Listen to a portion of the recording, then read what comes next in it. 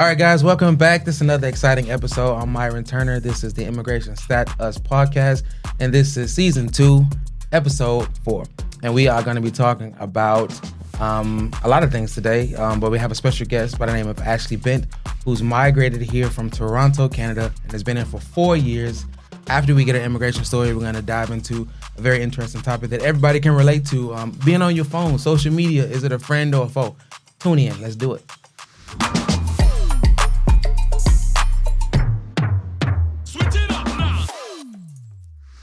Okay, Ashley, welcome. Thank you. And I really appreciate you copying my wardrobe today. I'm going to talk about that first. I'm going straight for the jugular because people are looking at us like we're going to do some type of duet right now. You copied me. I walked in and you were wearing my color. Green looks better on me than it does you. Where do you get your math? Where do you get your science on that? This is... We could talk about this, but this is not what the podcast is about. We digress. You look nice. Thank you. You look nice. I probably should have just led with that. Hey, you look nice. Thank you, Myron. But. No, just. Has to be a but. Okay, so you've been here in New Zealand for 4 years, right? Yeah. All the way from Toronto. That's right. Now, Toronto, I'm going to be nice. Okay. All right? You know, me being American and you being Canadian. Yep. It's cool. But sometimes people think I'm from Canada. I'm pretty sure sometimes people think you from America. Unfortunately. And the feeling is right. I said it for you. Listen. Yeah. We're the ones people prefer, and Americans just everyone has to deal with, okay? Let's just get that straight. We're the ones that people prefer. Yeah. Yeah. Where did you get that from? It's the facts. It's written. Oh, you mean like how everything on the internet is true? No, this is true though. In what way? It's an innate knowing. Okay. All right, we're going to leave it right there. Okay. Before this turns into something else. Yeah, save yourself. That's fine. Because you're going to have a whole bunch of angry comments back and forth. Okay. Anyway, thank you for being on the show. You're welcome. We would like to start off, as we always do, by getting your full immigration story. We want to know why New Zealand? Why did you end up all the way down here? Yeah. I still ask myself that question.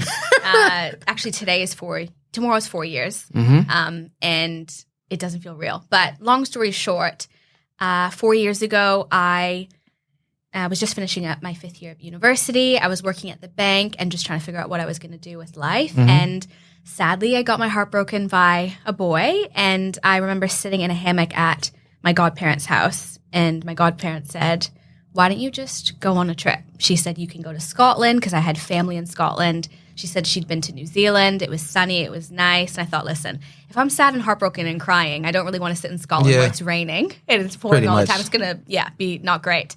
And so New Zealand sounded great. And I thought, why didn't I go there? Now, I never intended to come and I never actually intended to stay.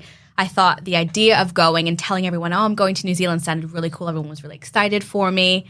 So it got to the night before I was supposed to leave, and I said to my mom, I actually don't want to go. And she said, you're getting on that plane and you're going, and you'll come right back. So I intended to come for 2 months. I was just going to backpack around New Zealand from the top of the North Island down to the South Island, figure it out, and then come back. You're going to backpack?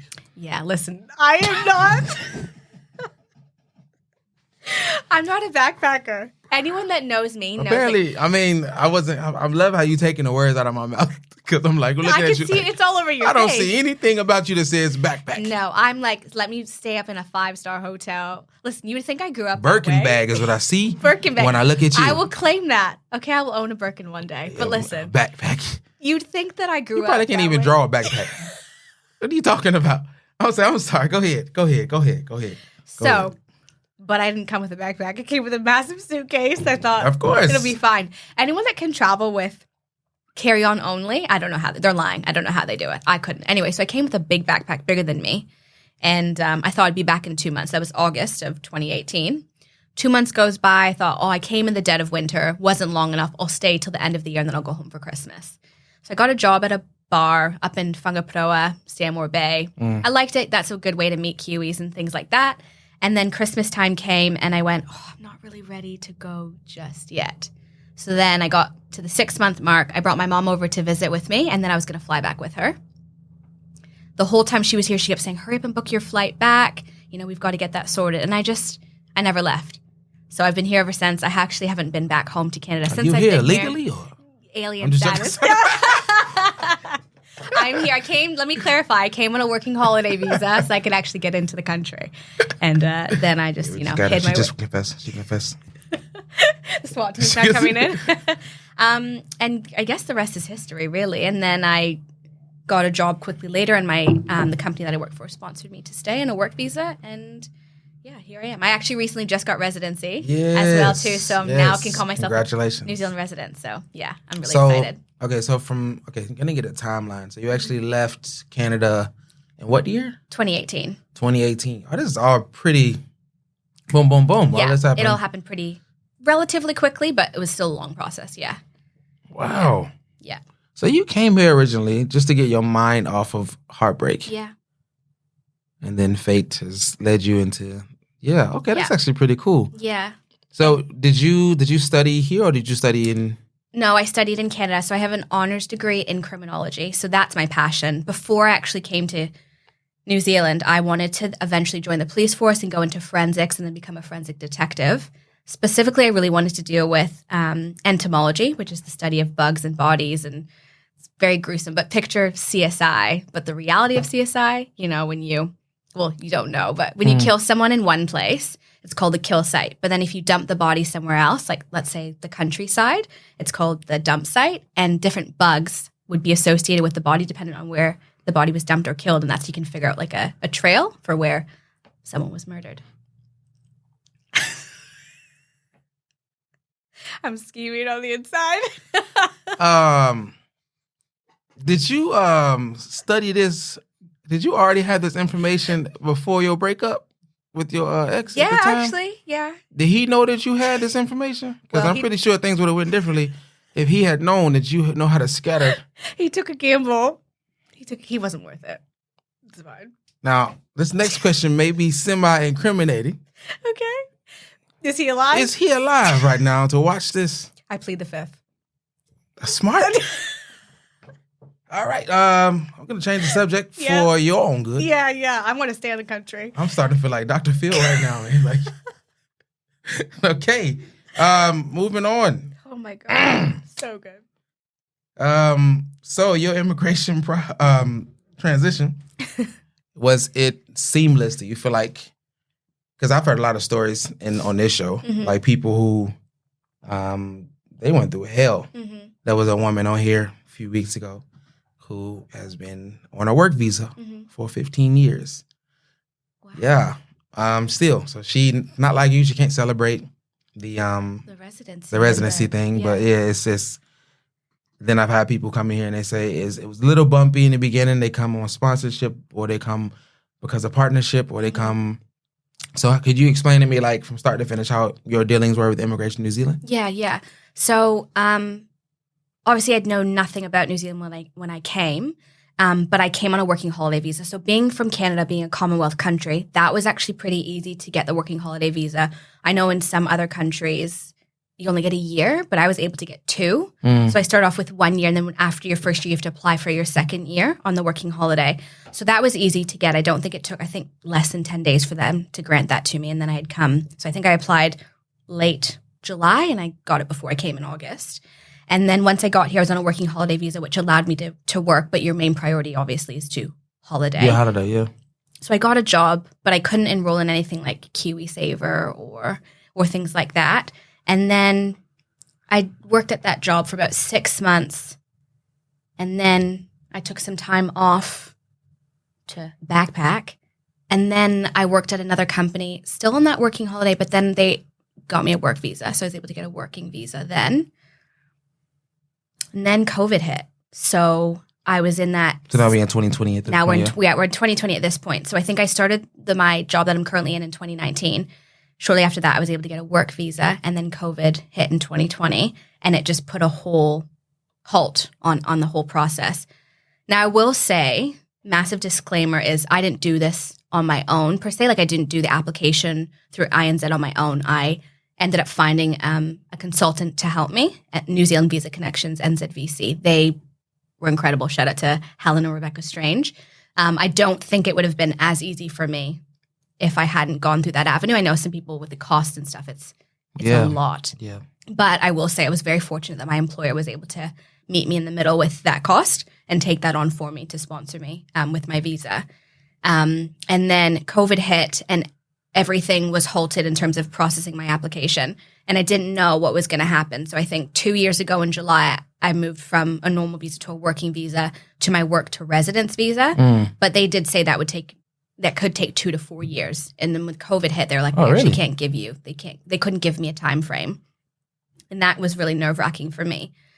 A massive blessing in disguise, though, was then they introduced the 2021 resident visa. And that was to, help people that were immigrants here stay in New Zealand, and kind of a way to honor them or appreciate them for contributing to the economy and things like that. Because the fork in the road was, once 2020 and COVID hit, I was either going to go back to Canada and probably kiss the whole New Zealand, what had become a dream, goodbye, or I was going to stick it out and see what happens. And if I couldn't stay, then I would go back regardless. But then, so I applied for the 2021 resident visa in March of this year. And then it was granted in July, just a couple of weeks ago, actually. So it was actually pretty seamless. And I think if COVID hadn't happened, I probably still would have found the success in that.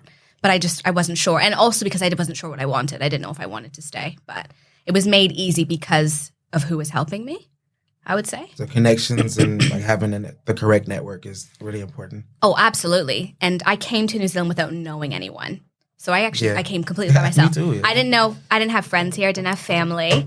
Really didn't even know my living situation or anything like that. I didn't have a job. I didn't know what kind of income. I was just coming based on my savings. And then, honestly, it was a series of fortunate events. I just met the right people at the right time. I was in the right place, right time. That's good. Man, I'm just, because I have to ask that question, but also now I'm interested in trying to solve a mystery, because it's like, I know people who, like I said, the other end of the spectrum, they just have not met the right people at the right time. Yeah. And it's just like been trial after trial after trial. And other people say, so it's got to be, the truth is in the middle somewhere. It's got to be some type of common denominator, and I'm missing out here. But that's really interesting. I'm happy for you that it happened that way. And congratulations again on your residency. I remember what it was like getting residency. Oh my goodness. I got the email. I was sitting at my desk at work, and even now I could probably shake and get emotional about it, but I just got down on the ground and I was like, and someone's like, "Are you okay?" And I thought, I couldn't speak. I'm blubbering like a baby, like tears running down my face, and I'm shaking. They're like, "What's wrong?" I'm like, "I'm a resident!" And oh my gosh, my heart is beating even now. And I remember my first call was to my mom, and she's just speechless. And she's like, "You deserve it. I'm so proud of you." And it just, in that whole moment, you didn't realize how much you're holding your breath until you get that call, you get that email.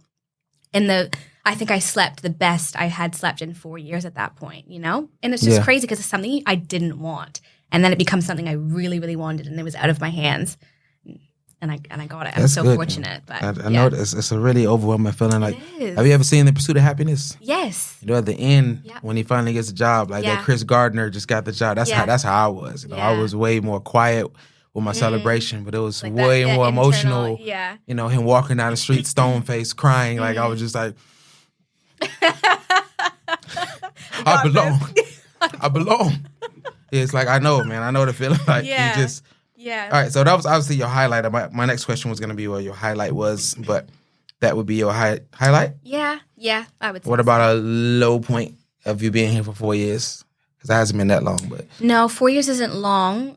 I blink and I feel like it's yesterday, but then I blink and I'm like, it's been 4 years. 4 years. The lowest point I would say was just a lot of firsts have happened for me by myself. Now, I say by myself, but I've made really incredible friendships and lifelong friends and family out of this. But not having your biological family, I'm very close with my mom. I call her every single day, probably multiple times a day. She's part of my morning commute in the morning. And that's the hard part, is not having my family here with me. And I also, I don't know if anyone else can relate, but I'm really hoping I'm not alone in this, but I feel a lot of guilt. That would say it'd be another low for enjoying my life here. Oh, okay. No, I can relate to that. Yeah, because, sometimes like my younger sister will call and want to chat, and I'm like, oh, I'm busy. Whether I'm busy at work or I'm busy living life, like traveling the country and exploring a lot of firsts. or for having some success at work Yeah. and things like that. And I just feel so guilty because I've left them at home I can see. and I'm here just enjoying my life. I can see that. Yeah. Yeah, that does. Yep, that resonates. I can see that. Yeah. Any other connected low points you want to discuss, or? I would say sometimes just how difficult it is to adapt to living in New Zealand. It's easy, but it's also really hard. I think a lot of times I realize I stick out like a sore thumb being Canadian, just like lingo or ways of life or pronunciation of words. That actually is a nice segue into what I was going to ask you next. Okay, is there go any for it. like super Kiwiism thing that you just can't get your head around that is funny or weird or whatever? Honestly, I love it here. Now I'm a Kiwi, okay? Ugh. I cannot get over the whole barefoot walking. Wow, this is like the 6th time this has come up on the show. I just can't get over it. The fact that people walk the streets, then the beach, then their houses, And the house. and the gas station or petrol station, and then the grocery store, and then get into bed with those feet. It's a massive no for me. Do you know that none of that really bothers me? It's the fact that they let kids play with their feet. Like little babies. Play with adults' feet? Yeah, they're like, oh, look at this. She's so cute grabbing my toes. Oh, gosh, no. Oh, look at her. See, like, what are you doing? I Those toes I are- don't mind feet. And I don't have a foot fetish or anything. I don't like sell my feet on the internet, pics or anything like that. But it's the walking because it's just so nasty. And some people's feet deserve to be enclosed in some shoes. Yeah. I'm so glad that the guests are coming on and saying this. Because oftentimes I just look like the over-opinionated American. Right. And these are my guests. I will saying say this. sometimes Americans are over-opinionated, but let's just... Well, that I comment digress. was totally unnecessary at that point in time. I am an American sitting across from a very proud Listen, Canadian. I love America. Well, you should have led with that. I love You North didn't America. open with that. You but didn't I open with that. actually think that if You I didn't open move, with that. Okay? That's my problem. there's some parts I love. Okay? Everything is... Oh, I can't believe I'm about to say this. Bigger. I'm not going to say the second say that B. again? No. I didn't hear you. Everything's The bigger. mic up closer. Like, that could be a good thing or a bad thing. But, listen, I love shopping in America. And I love the food. Yes, I miss the food. I think I'm finished with my first round of little questions. I guess the last thing will be like, if you had anybody in your mind or in your personal network that may be thinking about moving this way, or someone you don't know, if you want to just talk to someone in any nation who may be listening or watching, you have any immigration hacks or tips you want to share with them? My first thing would be do a bit of your research. Not a bit, do a lot of research to figure out if you actually want to come to New Zealand. Because I wouldn't say, I think now, post-COVID, it might be a lot more difficult to come over. I've heard that from a few different people who have said it's not as easy now as it was pre-COVID.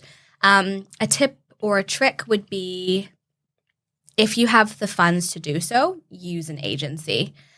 I like supporting the boutique agencies, like New Zealand Visa Connections is a smaller one. It's 2 sisters who immigrated from England, and they're just helping other people now want to stay in New Zealand. And another tip or trick, just take the plunge. I actually don't think you need to come here before you decide to move here. It was actually really awesome just coming and figuring it out. One thing that was, I don't know about you, but was really different when it comes to like renting or what they say flatting here is, do you notice everything's weekly? Like you pay your rent by week or you pay your mortgage weekly, and that's just Noticed a lot. It's not a thing in Canada. It's like monthly rent. No, at in home. America. Same thing. It's monthly rent. Yeah. Monthly this, monthly your car note is monthly. Everything is monthly. So yeah, here it's weekly. it's weekly, living week by week. And it's like, Yeah. So what happens if I'm sick for a week? Right. Exactly. It's just like, and I mean, I haven't had to flat or rent in terms of so I actually don't know. Like, do you still pay it weekly, or is it done weekly and then you pay it weekly, or can you pay it monthly as well? Like, there's so many questions. These are things people need to research this before they come here. Yeah, that's actually really important as well, because you come here on a very strict budget. Like Totally. I came here with $800 in my pocket the first time. Yeah. And I thought that was going to last for months. Yeah, try like not even a month when you factor. Man, I was broke in 19 days. I was just like, Didn't think that through. Didn't think that through at all. Yeah, but yeah, that would be but yeah, okay. Well, thank you for that. Do you have any anything else you want to share on that? I don't think so. One thing I'd say if you're looking to move to New Zealand is if you're looking for a healthy work-life balance, then I say this is a great country for it. I know at home in North America and some other countries around the world, they're glorifying the grind at the moment. And I think people are grinding, quote unquote, here in New Zealand. But I do think it's actually really nice, especially in the summertime. One thing I really noticed was how people finish work and then they just enjoy life, whether it's going for a bushwalk or going to the beach or hanging out with their family, getting fish and chips on the beach or things like that. I think Kiwis do a really good job of they do. Working hard but playing harder. And it's admirable.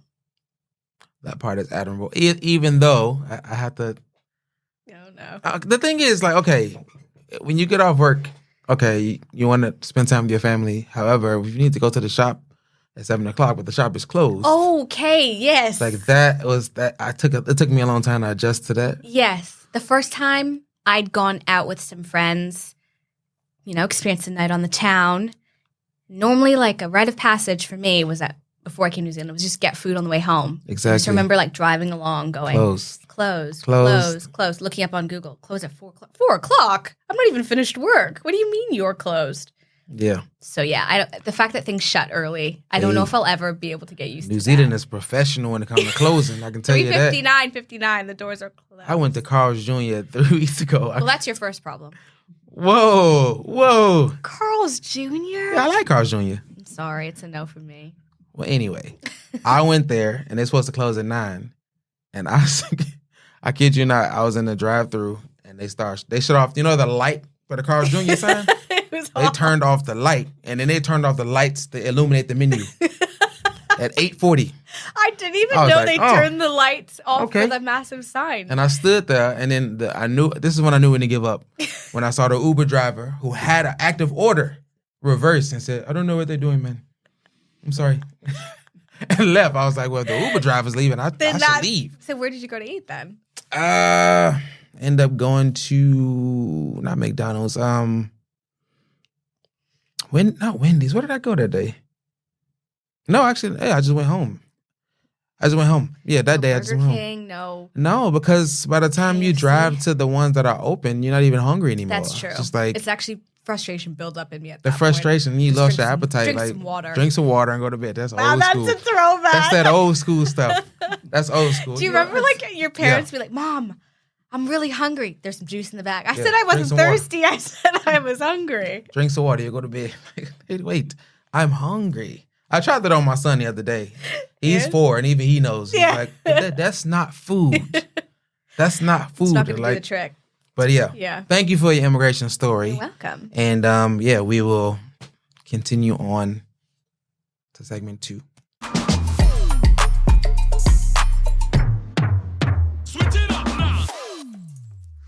Ashley, we're gonna dive into a topic that I'm pretty sure you can speak on a lot. This is something that's been on my heart for a while, and I just feel like from a migrant perspective, it should be interesting to hear from someone who is not, from these parts of the world. Okay. So I entitled this episode "Social Media Friend or Foe" because number one, it's relevant. Everybody's on their phone. They say, statistically speaking, we spend up to 8 hours a day on our phone. And I don't know how that actually works out because that's a full-time job, 8 hours. But yeah, so obviously most of the time it's on social media. And I just wanted to talk about it, the good, the bad, the ugly. So I'll open up with, is social media good, bad, or somewhere in between, in your opinion? Okay. Ooh.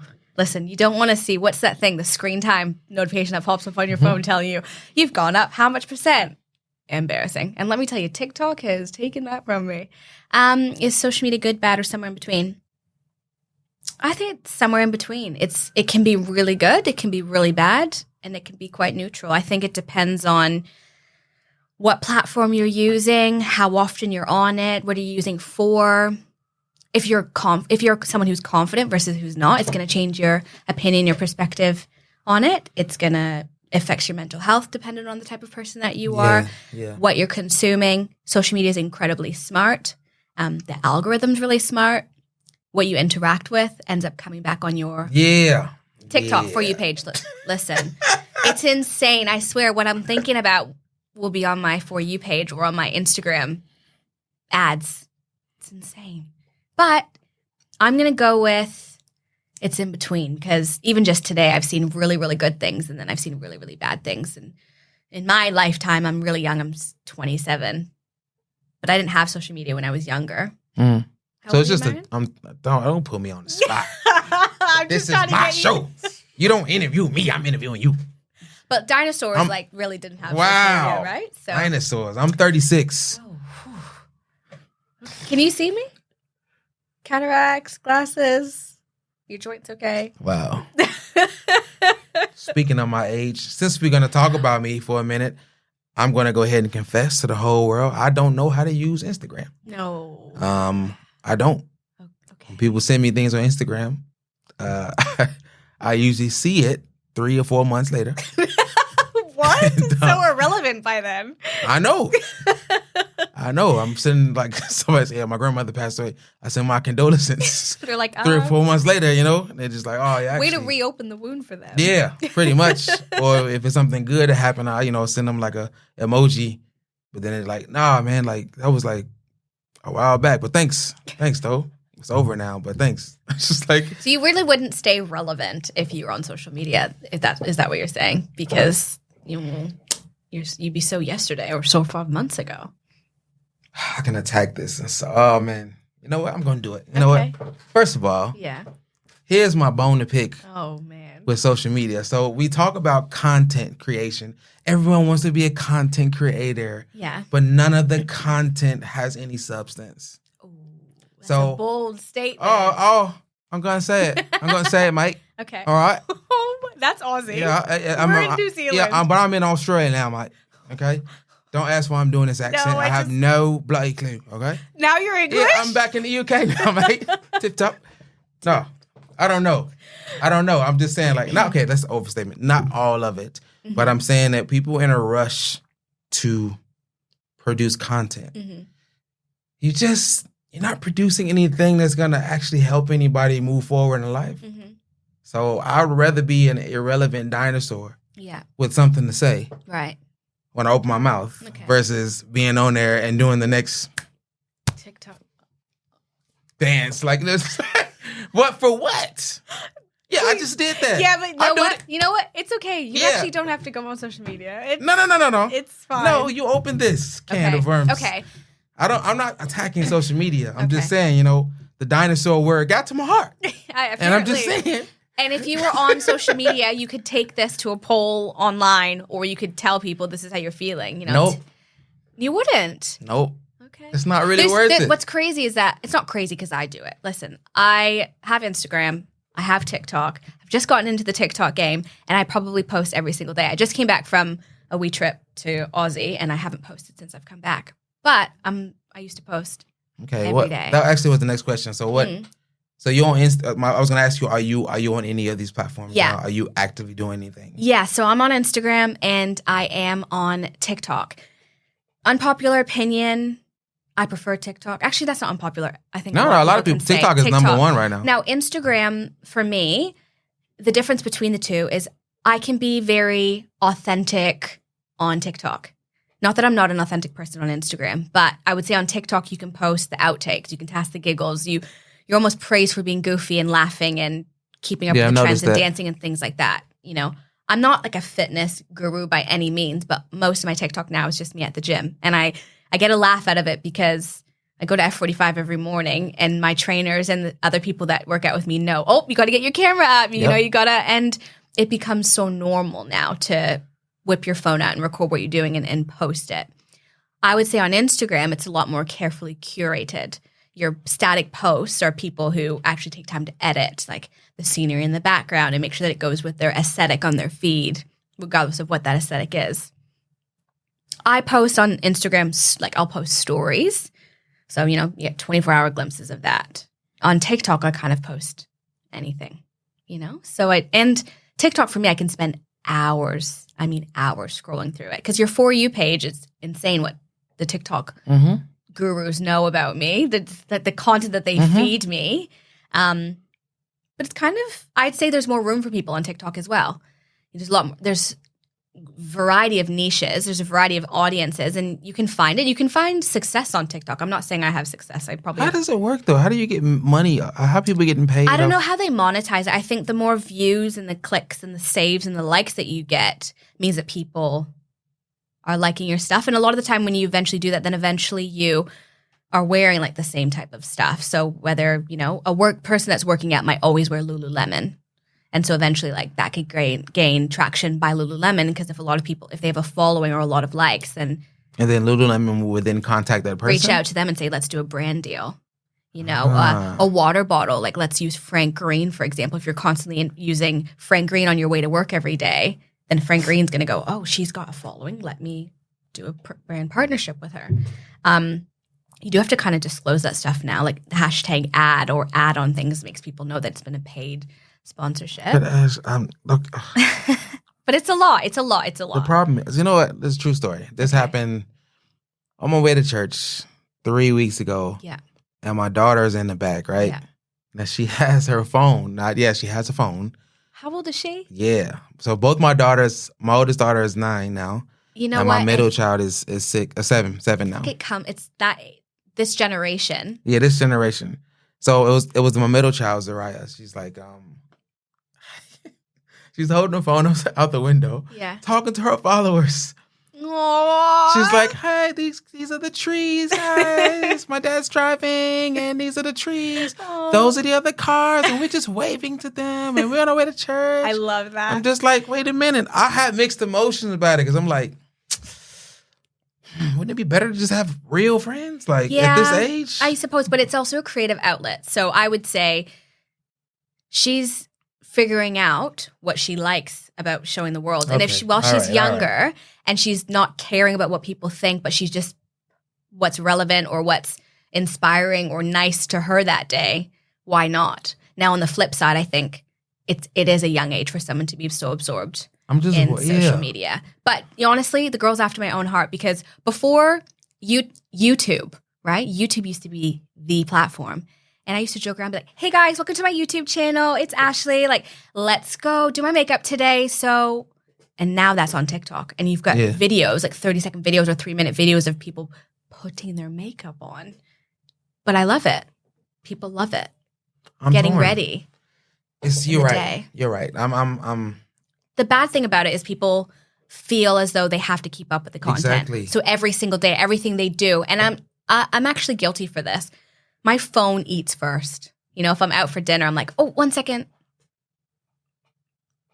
Oh, my phone eats first. Yeah, That's deep.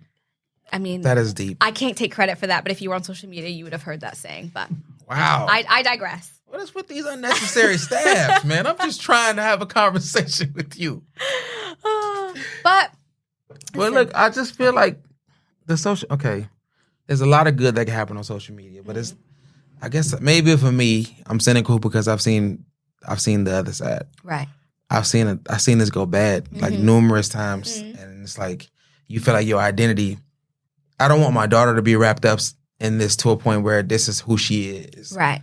And like, if you don't have followers, you're a nobody. Because that's the other side of it that I've seen. And I've seen it a lot. Yeah. It's just like, man, like. Are you relevant if you don't have more than 10,000 followers? Exactly. And if you do have 10,000 followers, what kind of content are you producing? And I fall into this trap. The medium of, okay, if I guess for me, even on TikTok, I'm just trying to figure out what is my niche. Like, what do I like? What do I do that I think would be inspiring to others? But why does that matter if it's not? It should just be inspiring to me. However, the followers thing is a huge deal. If someone's got even less than like 2,000 followers, people are like, irrelevant. Then you kind of miss the content that they're actually posting. You have no idea. But then someone who's got tens of thousands or hundreds of thousands or millions, you sometimes wonder what kind of content are they producing, and do they find worth in their followers? Some of them, yes, but then some of them feel this massive pressure to keep up and to stay relevant. And then you wonder, are you still being authentic, or are you doing this for the fans? For the fans. I think what's wild to me is that an everyday Joe Blow can skyrocket to fame. But also that's a kind of a beautiful thing that there's people who are regular Joe Blows who, I mean, I could have 25, 30, 40,000 followers and you might not know, but I have my own group that I'm famous to. And there's room for you at the table and there's room for me at the table. I think TikTok's really opened that platform up for people, though, to have room. Whereas Instagram, it was very few and far between. You know, you're kind of competing. It's a rat race in the social media world. Well, you're educating me tonight because I'm like, that's why I'm quiet. And it's very hard to get me quiet. Very hard. Oh. Very Cat hard. got your tongue. Am I leaving Myron Turner Look, speechless? see, this is this is the point where you're supposed to take the compliment and humbly accept. I'm insightful, right? Am I giving you good ideas and you're giving me a lot to think about? Okay, that's because the thing is, I was leaning towards kind of picketing the whole thing, like it's evil. Yeah, but you're right. I think you said it in the first question I asked you. It's somewhere in between. It's like a tool. It's a tool. You can use it for bad or you can use it for good. But think of how much stuff that you haven't known about that then you read on the internet and you go, on social media, you go, news travels really quickly, which can be a good thing because sometimes they're not fact checked. And I think that would be the other problem. Yeah. Like you said, it's in between because I've read stuff online. How many celebrities have I mourned that didn't really die? Right. And it was just like, how many times have I mourned the death of people who are alive and well? Yeah. Or how many celebrities that people have a conspiracy that they're still alive but they're dead? Oh, don't get me started. Don't get me started on that either. I know. Please don't. You know how I feel about that. I'm a conspiracy theorist or recovering conspiracy theorist. Social media is not good for that at all. All right. So, we're going to try to, okay. What role does social media play in the way the world defines culture? So with that question, circling back to the migrant thing, I've noticed that social media is a powerful tool when it comes to especially if there's a war going on. Yeah. Like prime example with the latest thing with Russia. Yeah. There's people still dying, but they stopped covering it after the first 3 weeks. You noticed that?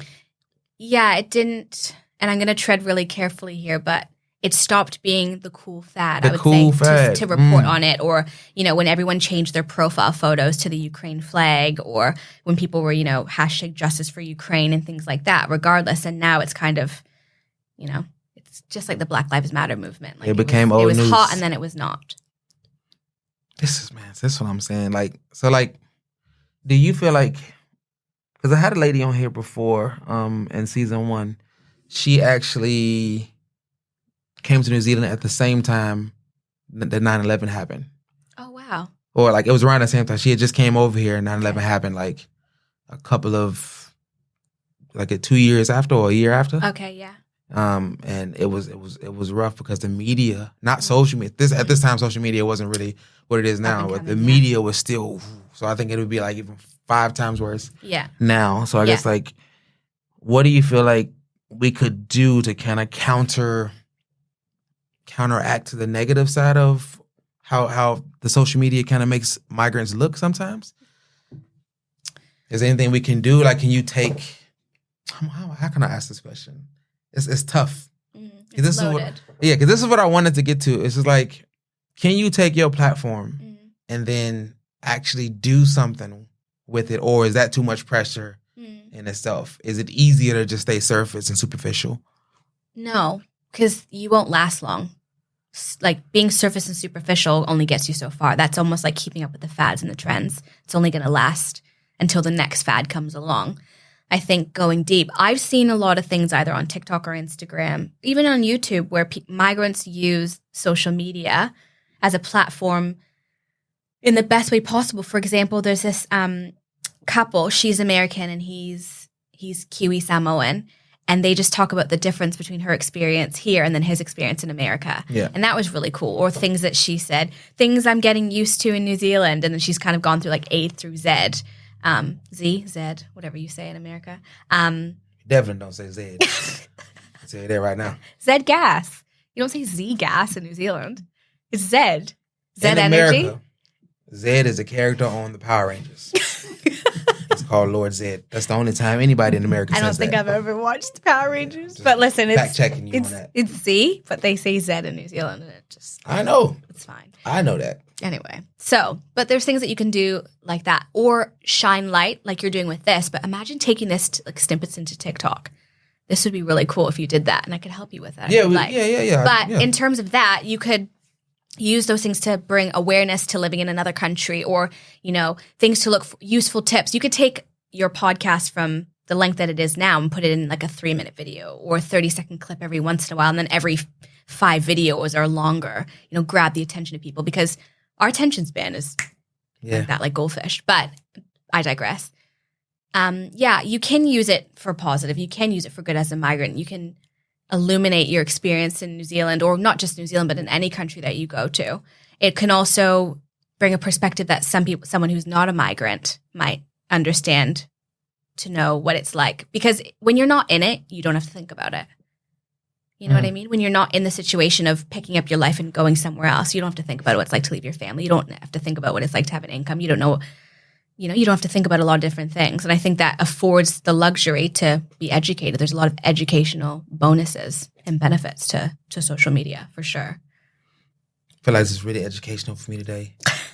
No, I'm actually because this face is the face of a guy who's actually listening. Okay, I appreciate that. I'm not just looking at you like, would you just shut up? Yeah. I'm like, no, I'm actually my cogs are turning. I'm like, okay, because like I said, I'm old school. Like, I was born in the 80s, but I'm pretty sure I feel like I was supposed to grow up in the 60s and 70s sometimes. Yeah. Like I gravitate to that music. Like, my wife does not like the music I like. Because most of my music came out before 94. Right. Like, I'm listening to, I'm talking about old school. Like, how old school? Man, like does Luther Vandross count as old school? Yes. Oh, okay. And like Nat King Cole. Now that's ancient. Oh, but yes, I listen to that as well. Yeah. Nat, is it B.B. King? Yeah. Yeah. See, yeah, like okay. that's on the blues side, but I'm like a smooth jazz guy. I'm like, I'm Wynton Marsalis, I'm Grover Washington. Who? Yes, you don't even know what I'm talking about. But, shout out to everyone who does know what I'm talking about right now. Real music. But on the R&B side, Jodeci. Like, okay, I can sit back and just listen to Jodeci like it just came out. Like, and people were like, man, I realized I was old. The other day, I had a guy at work, and I was interviewing him, and I was like, oh, man, do you know who Baby is? He's like, the Baby? And I was like, nah. Yeah, there's that Da Baby in this era. Yeah, and I was like, no, not Da Baby. He's like, oh, Lil Baby? No. I was like, do you know who Lil Wayne is? He's like, yeah. And I was like, the guy who was responsible for Lil Wayne's career, his name is Baby. And he Googled him. He's like, oh, you mean Birdman? And I was like, yeah, but Birdman was just, anyway, yeah, but yeah, that's the same guy. And that's when I realized how old I was. You just put yourself. This guy was born in 95. I was like, dude, am I. I mean, I feel like I've got a little bit more.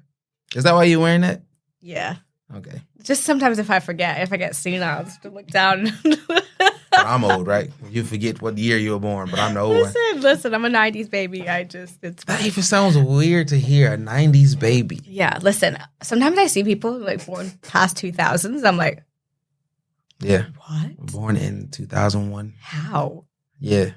What do you, like 1,000? What do you call yourself, an 00 baby? I'm an 00 baby. No. And then what about 2010 plus? I'm a 10s baby? And then it sounds better for 20s. You just shouldn't make a nickname for it. Just don't talk. Don't talk. They shouldn't be talking. They're too young. They're too young, man. They don't know. But anyway, I digress now. Yeah. I'm just basically saying, like, this is important for me to hear because I do want to learn. Like, I stay away from social media, me personally, mainly because on a personal level, I have a following. Mm-hmm. People listen to me when I talk. Mm-hmm. So I noticed that, like, if I do say something on social media, it's like, oh, Myron said something. What did he say? Right. And they start dissecting it because I don't say anything. Like, especially when people start getting into useless debates on the comment section. It's just wrong. First of all, if you say something on social media, the emotional content of where you're coming from is not. It's not portrayed, or it's not received how you mean it. It's not. There's no misconstrued. I can't see your face. I can't hear the tone of voice. All the things that make us human, right? Are now concealed, right, behind this text. Totally. So you can say, even if it's a good thing, you can say, "Oh, congratulations, you look good." Right. What you mean I look good? I look great that day. Right, exactly. I was slaying. Exactly. I was on the gram. I was slaying. What you mean? I look good. She just give me all this damn shade. She just... And then people will come to you. And you come back. Keyboard warriors. The keyboard warriors. And someone else is like, man. yeah, I saw what she said. And I saw what she said. Like, she and it's always... all, for me, I'm like, and then the punctuation. And for me, I'm guilty with this. If someone doesn't have the right punctuation, I'm like, I'll read it in a different way. If they don't have an emoji at the end of it, I'm like, they're mad at me. If they have a period, I'm like, oh, okay. Like, full stop. Yeah. They're angry. That's crazy. See, we talking about punctuation. I know, but that's where it does get lost. But that's where TikTok is great, because you just put up a video and talk about whatever you would type out, and people can see your body language. They can see your eyes. They can hear the tone of your voice. But then, I'm sorry, I'm too complex. What I was going to say, but then you have the other side. Now you're being too vulnerable to the people that you can't trust. Yeah. And they what's the Doja Cat? Have you seen what she's going through lately? No, actually, people are ripping her apart. This girl needs help, man. She's going through something mentally. Yeah. Well, basically, I don't know much of the story, but I want to see the few posts. But she shaved off all her hair. She shaved off her eyebrows. Right. Almost a cry for help, potentially. Type thing, like same thing what Britney did, and and everything, when Tyrese did it. Anytime someone has a breakdown on social media, they're like, oh, they get made fun of, or they. It's just like, I would say it goes two ways, because I'm guilty that sometimes I'll see something. For example, when someone goes through heartbreak on social media, like there's a trend right now of the glow up. So like they show videos of them like really sad crying and then working out or something, and then them glowed up where they're a lot better. And sometimes I'll look at it, I'm like, you filmed yourself bawling your eyes out. And then some people in the comments are like, well, that's not authentic. How did you know to like stop the tears, rolling and cry on cue? But the other side is, why can't we be vulnerable? Because what if you don't have someone in your immediate physical vicinity that can be there for you, but then you might find someone who's supporting you online. But what do you honestly think like that is a high percentage of that? That's probably like 2%. What, of people having like a community who don't have someone to fall back on? They have to lean on perfect strangers online. There was a lady who put her camera up. Her dog died. She put a camera up and cried in front of her dog. Why are you laughing? She actually did that. She cried. But what if her dog was her like companion or confidant? Then she should be weeping in private, because it's a serious thing. No, so why are you laughing? But I'm laughing because of how innocent you are saying that. But I just feel like if you spent some time on social media, you would understand why people do that. And also, here's another thing. I follow, her name's Hey Maddie Nelson. I love her on social media. Listen, I message her all the time. She lives in Dallas, and one day I'm going to meet her. But she has 2 kids, Easton and Noah, and she's got a dog named Winnie and a husband named David. I swear I know everything about the girl. But if her dog, Winnie, was to die, I would mourn, because Winnie's involved in all of her social media posts. I would cry. It'd be so sad. But that's just because she's vulnerable with her 600,000 followers, and I'm one of them. 600,000 followers. Wild. I know. But it happened. And I think she grew her following because she was authentic and passionate about what she wanted to do. And she stayed that way ever since I followed her. And what does she post about? So she has a boutique clothing shop called Shop Tallulah. And it started off with her parents' garage. She started off selling her own clothes. And then she loved design and art. So she started designing her own clothes and then started deciding to sell that and then created her shop. And now she's got a warehouse. She's just moved 3 warehouses. But I feel connected to her. I feel like as if I know her. And it sounds so ridiculous to some people. But I actually look forward to seeing what content she posts that day. She'll post different types of skincare routines that she likes, or skincare products, or, it's kind of silly. It sounds silly as I say it out loud, but that's just where we are right now. If I find a product that I really like, why wouldn't I share it? Why would I gatekeep it? If I found a really cute top that I got at Zara for $15.99, why wouldn't I tell it? If someone liked it, I might as well tell them. That's the power of social media as well, too, is to share the things that you know. Okay. Slowly going to get you on board. Don't you worry. You're going to be on TikTok soon. You will. Mark my words. I don't doubt that. I mean, eventually I will. I just just don't take my Luther Vandross away from me. But then that's another thing. You could post that on TikTok. Like you jamming out. Don't have it in jamming out to Luther? I don't. For me. Wow, my rhythm was real bad there. I just feel like it's about like like say something of meaning. Like it doesn't have to. It doesn't have to be that. I know. It doesn't have to be wholesome all all the time, because if everything was wholesome and educational, when do we have time to laugh? Life's already difficult. I would love to see a dog running around chasing its tail in a video because it's funny. But then on the other side, just as I scroll past the next one, I want to see a cooking hack. Okay. I think I come to the conclusion here. So I got multiple layers to my personality, right? Yeah. So I can be goofy, which you've experienced, but I can also be just as serious. And what I found is most people can't handle the spectrum. So I had to literally get to a point in my life where I had to choose, okay, I'm going to be goofy with this person only. I'm going to be serious with this person only. Most people can't handle the in-between spectrum. And I guess I'm not really ready to get online and be like, okay, I'm super serious, but I'm also super...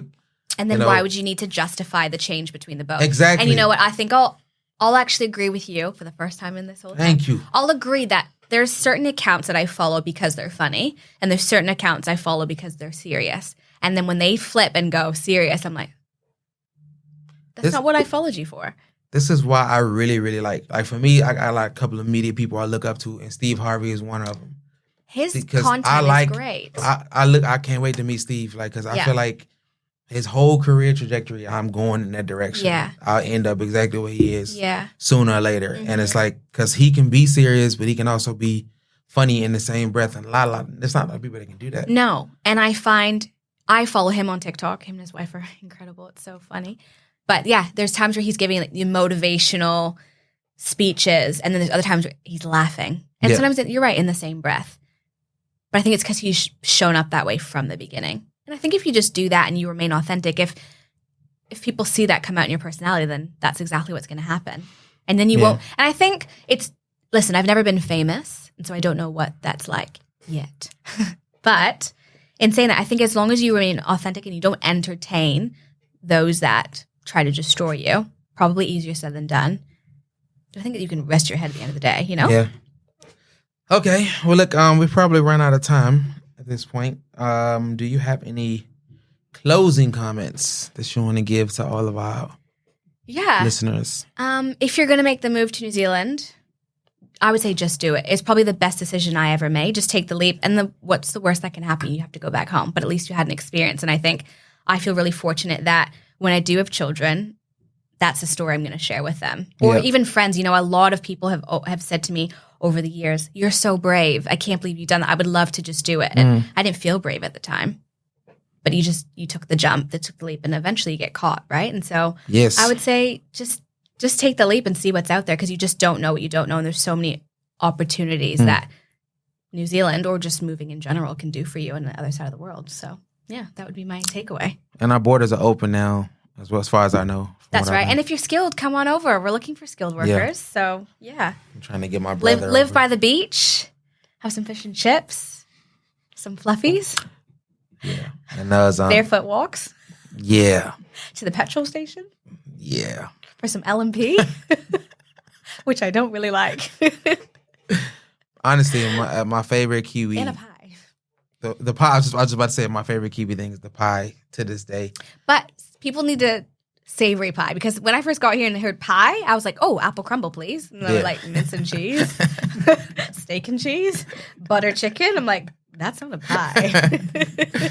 Dude, man, my first mince and cheese pie, I was like, what is this? The rest of the world doesn't know about this? This is phenomenal. Also, I will say, if you come here, make sure you like Heinz ketchup, because Waddy's and Greg's is not it. That's water food coloring and sugar. It was really sharp to say that about an entire brand. Did you say water and food coloring and sugar? Food coloring and sugar. I love Heinz. I'm such a stickler for Heinz. But yeah, listen, the country's great. You can get used to the tomato sauce. The pies, man, like, whether you're doing ketchup or not, like, man. No, there's ketchup and there's tomato sauce, and ketchup is it. And I'm really upset when I go to a restaurant. I'm like, can I have ketchup? And I'm like, this is tomato sauce. Why don't you tell us the difference, Ashley, before you sign off here? Sugar, water, food coloring, and it tastes sweet. Heinz, I just don't know. I literally keep ketchup packets in my car. So ketchup is what you prefer? Yes. Heinz ketchup. And tomato sauce is not. But it's not pasta sauce. Tomato sauce here is not pasta sauce. Let's just clear that up as well. pasta sauce at home is stuff that you put in your pasta. I just feel like it's some guy somewhere like, thank you, I've been waiting for this answer for so long. That one guy out there, you just saved him. If it's for the one. Yeah, just for the one. Anyway, I digress. Move to New Zealand. It's worth it. Thank you. Thank you for coming on the show. No, thank you. I had a great time. Yeah. I hope you go out and get you some ketchup. I'm going to go get a pie with some ketchup for dinner tonight. Or just ketchup by itself and just drink that. You sound like you love it that much. Probably. Okay, well done. Thank you.